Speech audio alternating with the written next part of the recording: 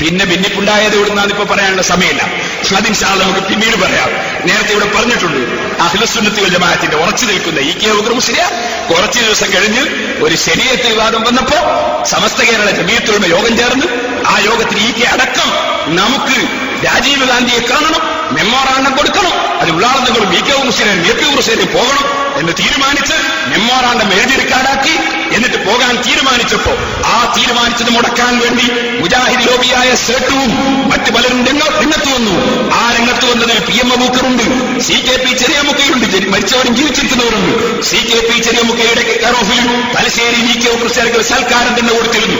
അന്ന് സൽക്കാരത്തിൽ പങ്കെടുത്തവരുടെ കൂടെയുണ്ട്. ഞാൻ വെറുതെ പറയുകയല്ല.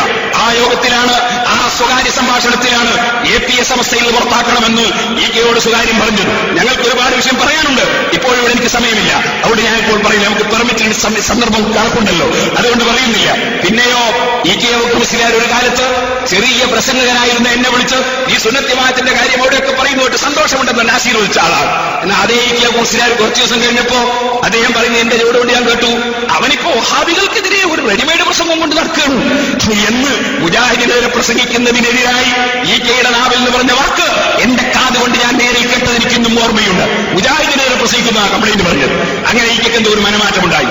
അവസാനം ഇ.കെ അതിൽ തോവ ചെയ്തിട്ടുണ്ട്. അതാണ് നേരത്തെ ഇവിടെ വടശ്ശേരി ഹസൻ മുസ്ലിയാർ പറഞ്ഞത്. അല്ലാഹു അദ്ദേഹത്തിന് പുറത്തു കൊടുക്കുമാറാകട്ടെ, അദ്ദേഹത്തെ നമ്മെ അല്ലാഹു സ്വർഗ്ഗത്തിൽ ഒരുമിച്ച് കൊടുക്കുമാറാകട്ടെ. ആരെങ്കിലും ഒരാള്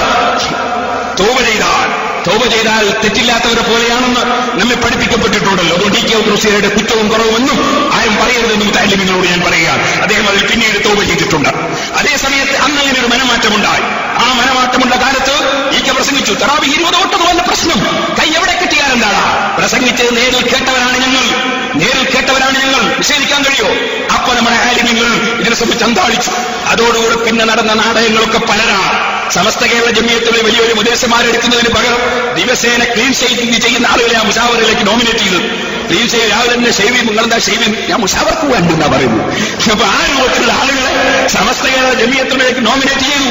എന്റെ സമസ്തയിൽ മൃഗീയ ഭൂരിപക്ഷം ഉണ്ടാക്കി. ബഹുമാനപ്പെട്ട ഉള്ളാളങ്ങളില്ലാത്തൊരു യോഗത്തിലായിരുന്നു നടന്നത്. ആ മൃഗീയ ഭൂരിപക്ഷത്തിന്റെ മറവിൽ യഥാർത്ഥ പണ്ഡിതന്മാരെ പുറത്താക്കാൻ തീരുമാനമെടുക്കാൻ വേറെ ഒരു കമ്മിറ്റിക്കാരുടെ ഓഫീസിലേക്ക് ഇ.കെ. മുസ്ലിയാർ പോയി. അതിന്റെയൊക്കെ ചരിത്രങ്ങൾ പറയാനുണ്ട്.